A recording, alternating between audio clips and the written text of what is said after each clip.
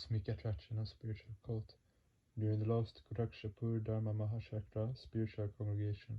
I said that for macrocosmic progress, three factors are indispensable: physical clash, psychic clash, and attraction of the great.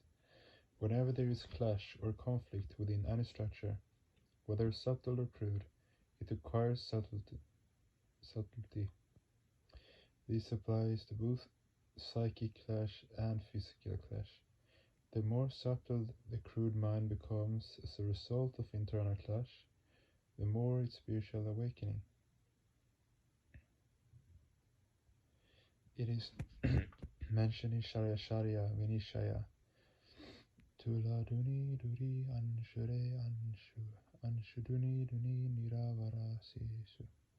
When cotton is spun, its fibers becomes more subtle.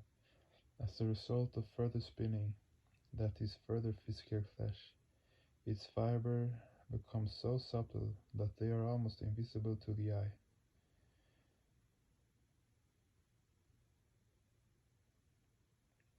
In the dexterous hand of Prakriti, the solid factor becomes metamorphosed into the mind, and mind is later converted into consciousness. In the initial stage of Pratisanchara, only physical clash takes place, extreme physical clash, which leads to the evolution of mind. The mind, in its evolutionary flow, remains associated with the matter, with the active participation of vital energy. Thus, the primordial factor behind creation in this observable world is physical clash. Animate entities emerge from inanimate matter. Through the term non-matter means unit consciousness, existential I, and doer I. In subtle analysis, only non-attributional Brahma deserves to be called non-matter. Physical clash transforms the physical object into mind stuff, and mind stuff into non-matter. Whenever the objective counterpart of macrocosm is converted into non-matter, it no longer remains its objective counterpart, but becomes its subjective counterpart.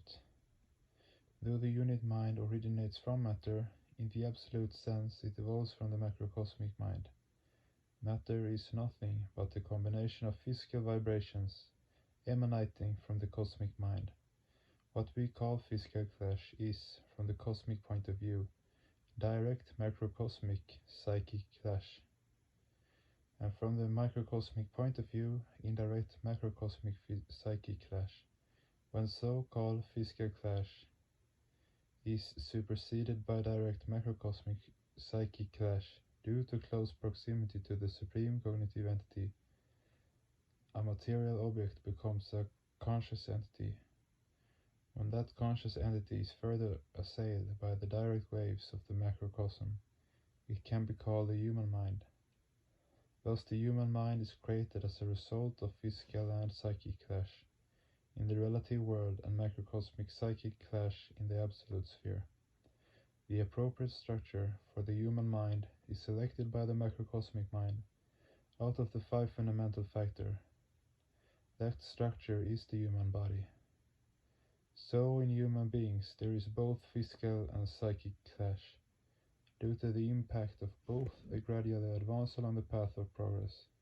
But inanimate objects are only assailed by physical clash, because in them there is no expression of mind, even though both physical and psychic clash help in affecting progress. Human beings can generally be divided into two categories: those who only welcome psychic clash, and those who prefer to remain engaged in physical clash. The first category we can call idealists, bhavavadi. The second category, materialist, bhogavadi. I intentionally do not use the word yadavadi to describe the latter. It should be remembered that both the materialists and idealists are sadhakas, the only difference between them being their goal. If analyzed in a subtle way, it would be seen that both categories harm society. Human beings will have to advance by maintaining a balance between the two, by keeping the supreme idea fixed before them as their goal in the midst of physical clashes. In the relative sense, only physical clash exists in the Sanshara phase of the cosmic cycle, whereas in the Pratisanshara phase all three exists: physical clash, psychic clash, and attraction of the great. Now in the case of these clashes, what clashes against what? Whatever the clash, physical or psychic, it exists between two forces, vidya and avidya. Suppose in the phase of Sanchara, the positive vidya force is fixed at 40 and the negative avidya force is fixed at 60. The resultant will be 20 in favor of avidya. In the phase of Sanchara, this stronger avidya force causes the ectoplasm to move away from the macrocosmic nucleus, Purushottama. In the phase of Pratisanchara, if the positive vidya force is fixed at 60 and the negative avidya force at 40, the resultant will be 20 in favor of vidya, causing the ectoplasm to gradually advance toward the macrocosmic nucleus.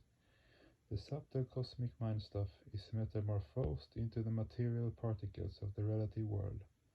The return of these particles to non-matter is caused by physical clash, psychic clash, and attraction of the great.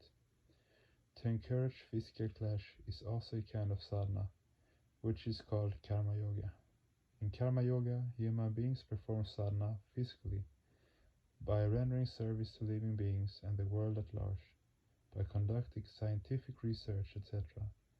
Physical clash increase the interatomic space within the material objects, resulting in the transformation of crude matter into mind stuff. This metamorphosis of matter into mind occurs due to the dominant vidya force. Whatever physical or psychic energy might be applied in a process of transformation of matter into mind, they cannot exceed the resultant 20 in favor of vidya. Those people who opt for the path of physical clash use all their energy gained in the process of Pratisanchara to deal with matter.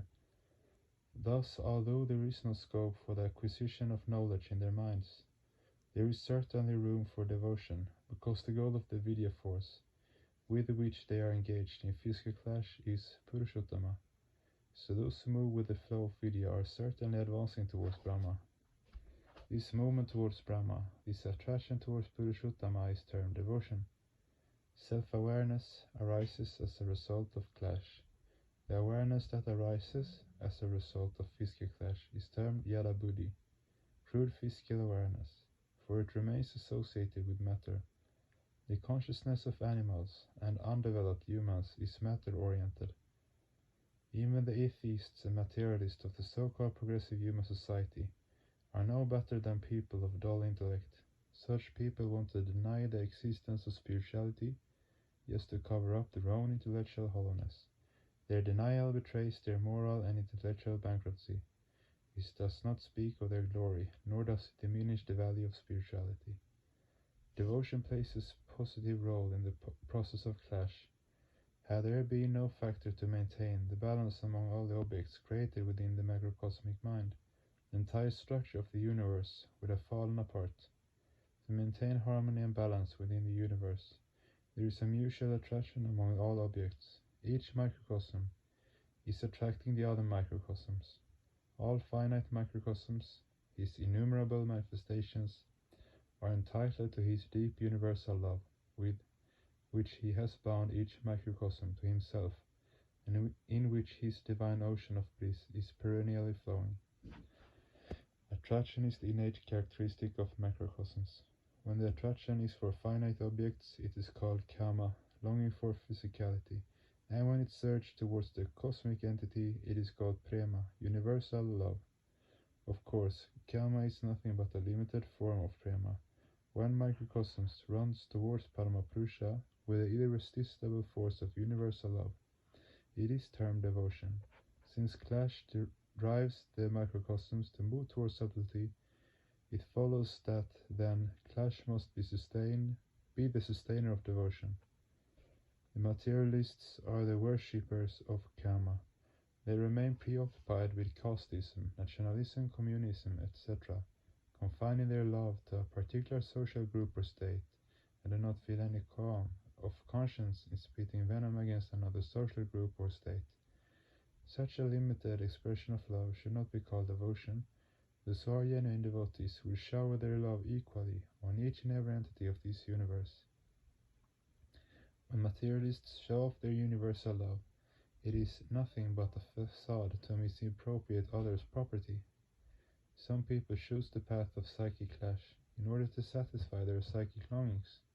They do not crave for the mundane objects of pleasure, but only seek psychic objects such as name, fame, etc.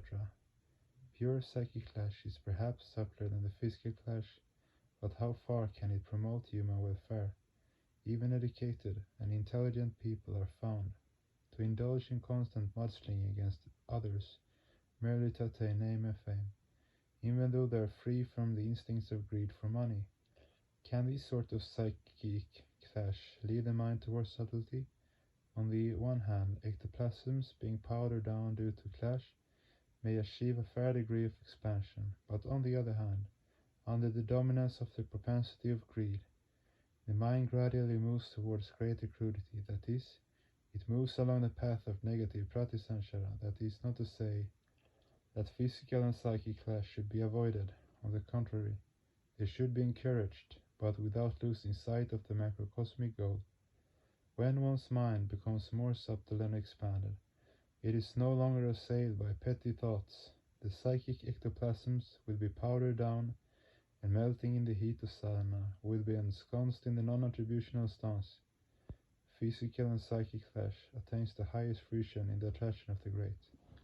Without this divine attraction, life loses its charm.